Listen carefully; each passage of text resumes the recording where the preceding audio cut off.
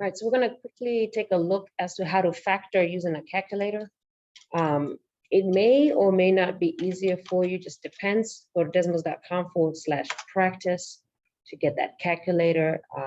Make sure you choose assessment and the state that you're in, start practice. So have your calculator up here and your equation right here. I'm going to try and just copy and paste and see if I can shortcut it. Okay, kind of did, but didn't. So to get the squared, you could either come here and use this or this button, doesn't matter. If I use this one, you just type in the number. And I'm actually going to change all these letters to X so the calculator can recognize it. So it's the same thing, it's just in my answer, I'm going to put Y. All right, so the very first thing you're doing when you're doing this is, can you take out any number? Can you have do you have a number that's the greatest common factor in everything? No, I do not. Once I know I don't, I can go ahead and proceed and answer the question. All right, so what you're going to do is, remember, when you're factoring, you're getting the roots, or in other words, you're getting the solutions, the x-intercepts, these numbers right here.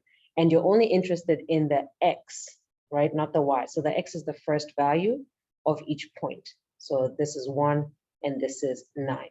Okay, so if I was asking you what is the x-intercept, you would say x is equal to 1 and x is equal to 9. Those are my x-intercepts, my roots, my solutions, or my zeros. Okay, so you need that, keep that in mind. And if you were to write this in factored form, quadratic in factored form, where it's equal to 0, okay, you would think of if x is equal to 1, let me actually write it two separate. If x is equal to 1 and x is equal to 9, right? If I want it to be equal 0, all I would do is cross the river, right? And what would that 1 become? -1. What's left on here? Nothing. What's another number for nothing? 0. So on this one, you'll have x minus 1 equals 0. On this one, cross the river, positive 9 is going to change to -9, right? So that's gone. What's left over there? Nothing. A number representing nothing is nothing. So you have x minus 9 equals 0. And so you can write from a graph, you can write it in what they call factored form, right, which is x minus 9 and x minus 1, like that, equals 0. And those are the answers that they're looking for here. Okay, so we can, instead of going forwards, we can go backwards. So you can go ahead and type those in, where make sure now when you come, because I sometimes forget, you use the variables that you're using here. Okay, so in the calculator, you have to use x for the graph to appear, but here you use whatever variables they are. So maybe before you even start plotting it, you should type in the variables. So you got y, and then you got -9 and -1. And as you get more proficient in doing this, you get a little bit faster. All right, then you submit your answer. Now, again, the key thing is before you start, you want to look to see if you can take anything out, okay? Because if you can, you need to do that before you put in the calculator. Leave your calculator up with x's, just so that I don't forget the variable is g. So I'm going to go ahead and put g's in there so that I'm ready to go. Then I'm going to come here and just change the numbers. So the first one should be a 2, second one should be a +9. And the last one should be a +7. And again, you can see it gives you the roots. Now, here's where it gets a little bit interesting. What do you do when the root is decimal, like in this case? What I want you to do is put that decimal in the calculator. So it's -3.5. So you're going to type -3.5. And then you're going to press this button right here. What that's going to do is it's going to make it a fraction. So my very first root is going to be x equals -7/2. Then you're going to come to click right here. Come and see what the second one is, -1. So again, you have x equals -1 and x equals -7/2. Now remember, as you get more and more practice on this, you're going to get better. Okay, so remember to write it in factored form, I need it to equal 0, right? Each thing to equal 0. So again, I draw a river, take this across to the other side, that's going to be +1. What's left here? Nothing, because that's gone away, right? So you have x plus 1 equals 0, and that's what you're looking for there. Okay, over here, same thing, draw a river. Now I have a fraction, right? We don't like fractions. So what is it we do as soon as we see a fraction? We get rid of it by multiplying by the denominator, right? So I'm going to multiply everything by the denominator. Okay, I'm going to get 2x here equals, and this 2 on top is going to cancel with the 2 on the bottom. Or you can say it out loud, -7 times 2 is -14, divided by 2 is -7. So Just so that you know, if you have it on the top and the bottom, you can cross them out. All right, so you get that. Now, I still want it to be 0 on this side, so I still need to move this over to the other side. What's going to happen when -7 crosses the river? It's going to become +7. Now, this is gone, right? So now I have 2x plus 7 equals 0. And those are my two factored forms. Now, you just put it in here, but make sure you're using their variables. So g plus 1 is 1. And this other one is 2g plus 7. Okay, and that's pretty much how you cheat using the calculator. Now, on this, I already taught you how to cheat on this one. I don't know if you remember, but I'll just remind you. If you can take the square root of the first one, and if you can take the square root of the last one, and it's separated by a negative, okay, it's called the difference of squares, then your answer is going to be the square root of the first one. So the square root of 16 is 4. The square root of x squared is x. The square root of the second one, which is 5, right? And plus and minus in each parentheses. So we'll do plus and I'm going to do minus. So once again, it'll be the square root of the first one, the square root of the second one, plus and minus. Okay, so it's called difference of squares. All right, so again, I'm going to no more questions. So again, I'll just come right here and I'll put the z's in there so I don't forget and place x's by mistake. Come up to my calculator, change the numbers. So that one's nothing. Here is -10. And here is +25. So instead of the z's, I'm using x's. Then I go look for my roots, my solutions, my x-intercepts, my zeros, where it crosses the x-axis. Now, here it's only crossing one time, which means you're only going to have one answer squared. It's going to be the same thing twice, okay? So this has one solution. When it crosses twice, it has two solutions. And when it doesn't cross, it has no solutions.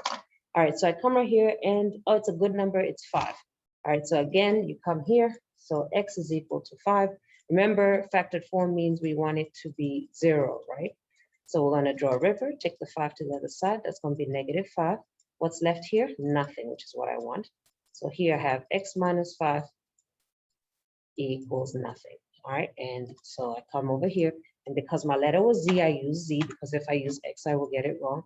And that's all you do. So again, the thing about using the calculator in this form is you have to make sure that your original equation, can you factor something out? So is this something that goes in 16, 8, and 1? No. If there isn't, then you come here and put in the numbers. So 16x squared, and then +8s, my question, and then +1. All right, again, you come, click in here, come right here. So you see you get a decimal. So you're going to put the decimal in the calculator. 0.25 is my decimal, 0.25. Click that to make it a fraction. And before I forget, I'm going to go ahead and use S. And because there's only one solution, it'll be that one twice. Okay. And then we will solve this one. So you have x equals 1/4. We don't like fractions. So again, the first thing we always do is get rid of the fraction by multiplying by whatever's on the bottom. So times 4, did you multiply to everything? All right, so now you're going to get 4x. And if it's on the top and on the bottom, it crosses out, equals 1. And again, remember, I want to equal to 0. So that means I want to take this to the other side. It's going to be -1. And that's gone, so there's nothing left there. So I have 4x minus 1 equals 0. Okay, and then I come and put my answer in here. So 4s minus 1. What did I do wrong? Was my answer negative? Hold on. I put something in wrong. Oh man, okay, I copied my question in wrong. So it's supposed to be a +8x there, which brought it down to negative. So this would have been a negative here, which would have meant that this would have been a negative here, which means this would have been -1. Take -1 would have been +1. Okay, so just be careful that you're copying the question correctly into the calculator. But I don't mind getting it wrong because again, I'm using a calculator, it's really fast.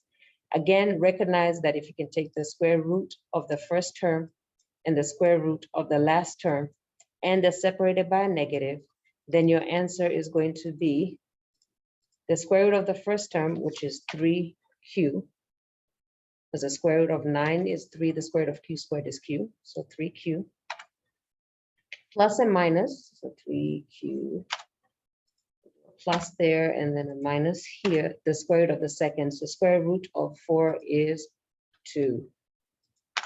And again, if you don't know that, you just come to the calculator and do it. So over here, square root of 9 is 3. Square root of 4 is 2. So feel free to use the calculator. All right, now I just got a little bit more complicated, right?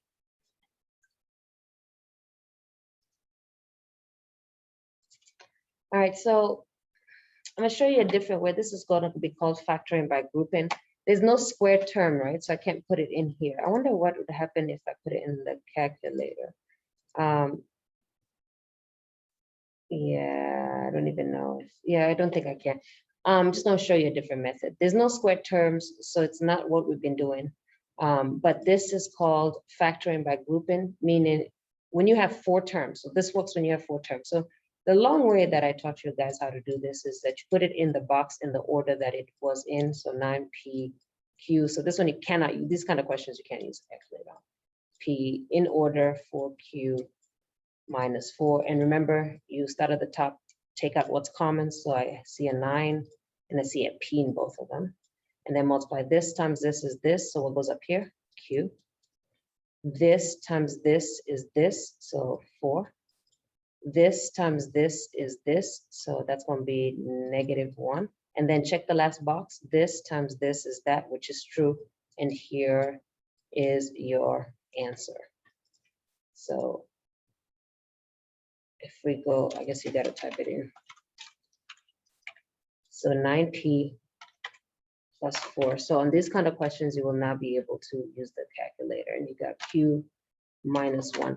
However, Excel is going to teach you differently. And I can teach you that method really quickly and see if you prefer that one. That method goes like this. It's called by grouping. You group the first 2 and then the second 2 like this. And you're really doing the same thing I'm doing here. You take out what's common. So what's common here is 9 and a p. So this is gone here. And this is gone, leaving a 1. And then over here, what can I take out? What's common? 4. I can take out a 4. And if that's gone, and this will be a 1. All right, notice you have 9p plus 4 right here. And then in both of these, you have q minus 1 right here. So it's really the same thing, but just it looks different when Excel does it. All right, but you shouldn't get many of those questions, to be honest. Okay, we're back to our square terms. So is there a number I can take out in all of them? No, so I can go ahead and just put it in. Minus 4. Be careful when you are copying it in, plus 4. Okay, I'll go ahead and put it in with the D so that you don't come and make a mistake and use an X by mistake. There's one solution. So remember, it's going to be the same thing twice. Okay, and that solution is 2. See, I can do this in my head. If you take the 2 across the river, it's going to become -2. And so what happens is you start getting faster in doing your work if you can recognize that. All right, remember when you have 2 terms, if you can take the square root of the first, the square root of the bottom of the second, and separate it by a negative, you do that. I don't think you can take the square root of 150, so maybe that shortcut will not work. It doesn't. So instead of doing that, I'm going to put it in the calculator just like I have before. I'm going to start a new line because I don't want to have to type in, because this one has 2 and this has 3. So I'm just going to start a new line, and I'm going to put in the 150 and 24. So, oh, it's giving you both red lines. Okay, so I'm going to Control X and bring that back when I'm done with this question. Okay, so I'm just going to delete it because it's the same color. All right, so again, remember, I'm looking for it crosses the x-axis. So my solution is a fraction. So this one is -0.4. Make it a fraction. And then this other one, click here. This other one is positive 0.4. Make it a fraction. So one's positive and one's negative. So you have the same answer twice with V. And one is positive and one is negative. One's positive and one is negative. I can already tell because they have the same question. All right, again, you can do this in your head if you imagine that this is, so I want to start getting a little bit faster. Here's your river right here. You're gonna multiply by this 5, right? And then you're going to add this 2. And that will take out everything. So it's 5x plus 2. In this case, it's v, so 5v. But if you need to write it down for a second, that's okay. 5v minus 2. So again, what I just did there is write it out. So I'm writing out the second one. Draw my river. Don't like fractions, so we're going to multiply both sides by 5. This crosses out, okay, which leaves 5x equals 2. We're going to cross the river there, so that 2 is going to become minus 2, which leaves nothing here. And so we have 5x minus 2, which in this case, the variable is v. All right, so you're going to kind of get a little bit faster. Oh, I forgot to tell you that you always first check if you can take out something before you put it in the calculator. So you can take out something, you can take out 6. And once you take out that 6, you put it in the calculator, it still gives you those roots. So what happens is the calculator will simplify it for you. All right, so you have to check, is there a number I can take out in both 150 and 64? You can take out 6. So if I take out 6, if we do 150 divided by 6, you get 25. So if I come here, I'll be left with 25. Actually, I'll just change this number. 25, and then if I take out 6 here, I'll be left with 4, right? Notice that both your answers stay the same, okay? And that's because it was simplified for you. So very important that you factor it out first before you put in the calculator, because the calculator will simplify it for you. So actually, I deserve to get that wrong because I said it and then I started forgetting. I don't mind, because I'll just do it again. All right, so again, is there a number I can take out? No, so I'm going to put it in the calculator. I'm going to stop doing this ones in my head just so I can get a little bit up there and see if there are any other kind of questions that are going to happen. If you need to write it down, please keep writing it down. All right, so again, I'm looking for P right here. It looks like there are 2 answers because it crosses twice. So P twice. Okay, and the first one is 1. So across the river with the 1 is going to be minus 1. And then the second one is 5.5, which is a fraction. So if I put it in, make it a fraction. All right, now multiply by 2, so it'll be 2p. Multiply by 2 will be 2p. And then take the 11 to the other side, so it'll be negative 11. Please write it down if you're kind of getting lost. I'm just trying to get it a little faster. I remember the ones of 4, you can't cheat through those with the calculator, so you can do it the way Excel teaches you, which is by grouping, which is you do this, the first 2 and then the second 2. What can I take out in both of these? I can take out 2 W's. Is there a number that goes into both 27 and 24? Yeah, 3. So you can check 27 divided by 3 and 24 divided by 3. Okay, so 3 goes out. Okay, when you take 3w squared, you're going to be left with 9w here. So that's worked out. And then here you're going to be left with plus 8. No w because I took 2 w's outside. Okay, so that's fine. You're going to do the same thing here. There's no w's in both. But what goes in 45 and 40? 5. Okay, and again, you can use your calculator. 45 divided by 5 is 9. And 40 divided by 5 is 8. But just use your, divide by 5 is 8. All right, so I'm taking 5 out. And when I take 5 out, I'm going to be left with 9w plus 8. All right, notice that this is the same. So you come in and put in your answer. So parentheses, parentheses, it's going to be, your first answer is the outside of the parentheses. So I'm talking about this number and this, so that term and that term. So that's going to be 3w squared, 3w squared plus 5. And then the inside of the parentheses, you see how they're the same? It's the same thing. So it's going to be 9w plus 8. All right, so just a couple of things to remember. If you have two terms, if you can take the square root of both and it's separated by a negative, do that and put in the answers plus and minus. If it's 4, group them together and then write in your answers. And then if it's like this, first make sure there's no number that goes in 63, 28, and 84. All right, feel free to use your calculator to check a few just to make sure that you're fine. So 28 is even, 84 is even, 63 isn't. What about 3? Does 3 go into 84? It does. Does 3 go into 28?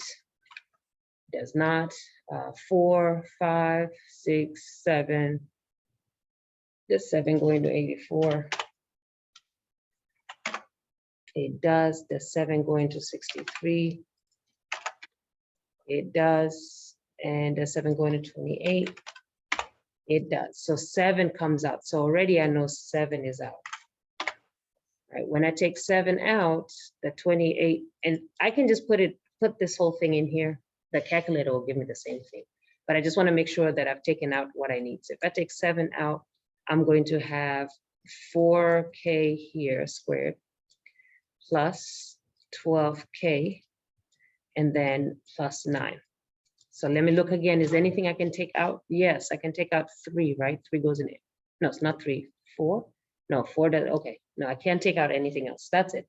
All right. So I can come put that into the calculator and I can put either this one or this one. It's not going to matter. The calculator is going to simplify it anyway.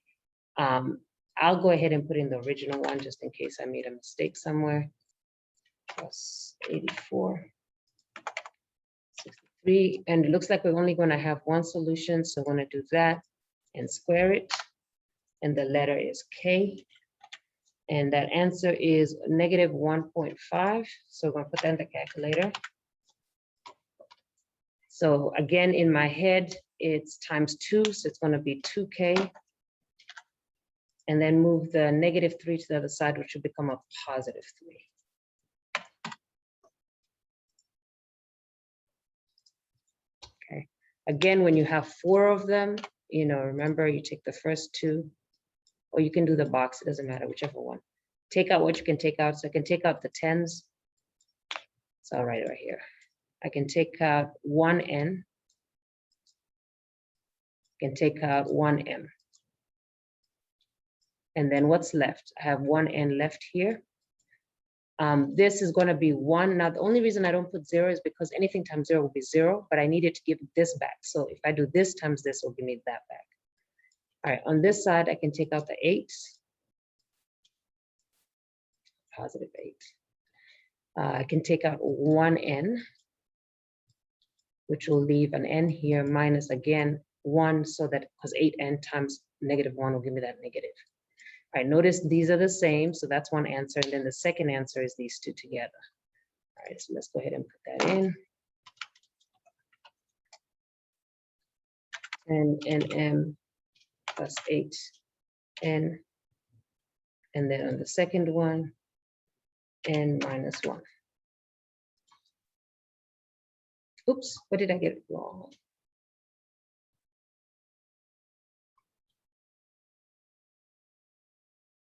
Right, and it's really important, like when you get stuff wrong, it's really important that you understand why did you get it wrong so that you don't make the same mistake again.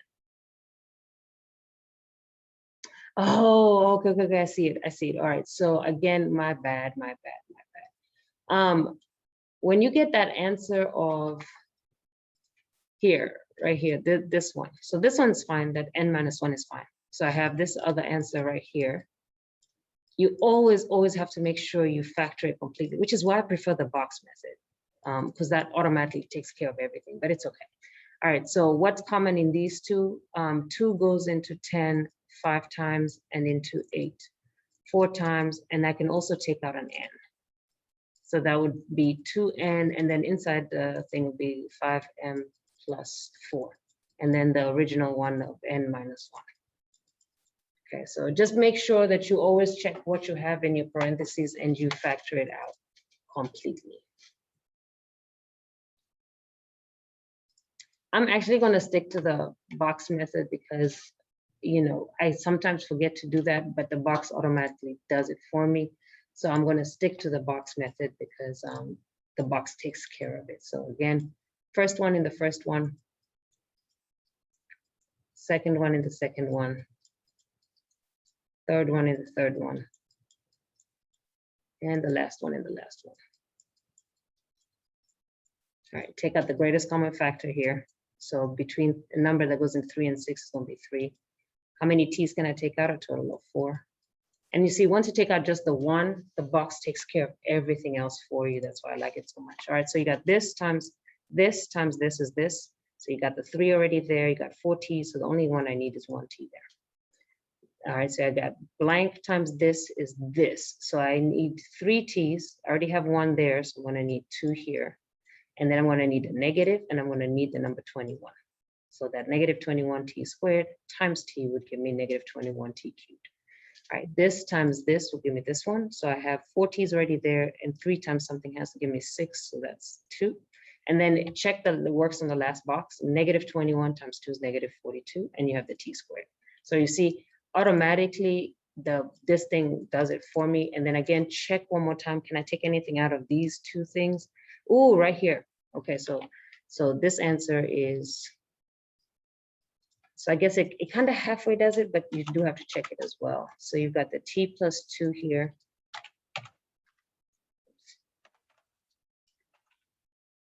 And then you've got this, which you can simplify some more. So I'm going to write it here, minus 21 t squared. All right. Anything that goes into 3 and 21, 3 does, right? So you take out 3, that's gone, and this becomes 7. And then how many t's can I take out? I can take out 2.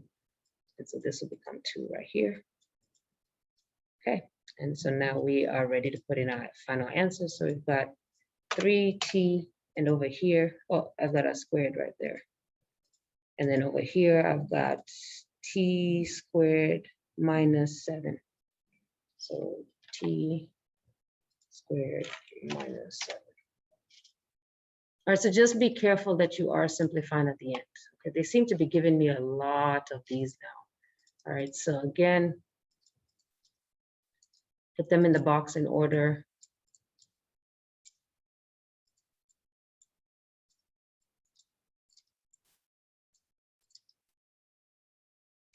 Take out the greatest common factor. So I can take out 2 and 3 s's. This times this is this, s. This times this is this. This times this is this, 1. And check the last box. Something is wrong.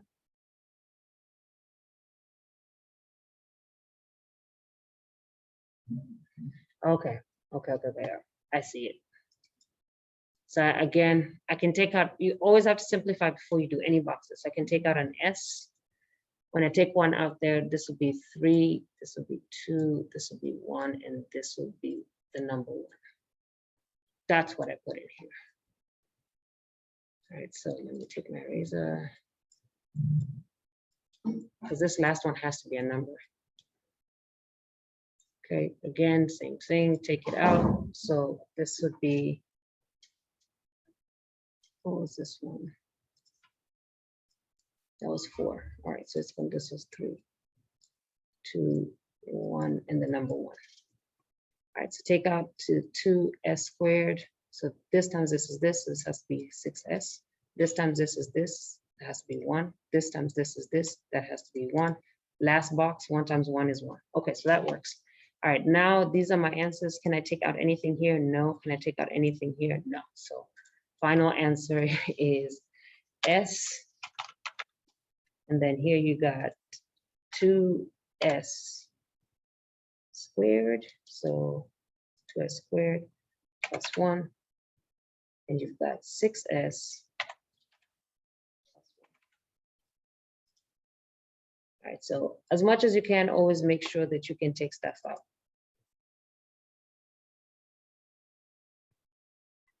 All right, so it looks like those are the kind of questions that I'm just going to get a couple wrong, make sure I don't get anything else. All right, back to these ones. Again, let me check. Is there a number that goes into all of these? No. Okay, so then you just put it in the calculator. I'll do one more of these just because these are the most common ones that you're going to get tested on. So you got 9, positive 24, and positive 16. All right, so it looks like it's one solution, which means that it's that, squared. The variable is g squared. Okay, and the number is a fraction. It's negative 1.3 repeating. So we're gonna put it in here. Negative 1.3. Oh.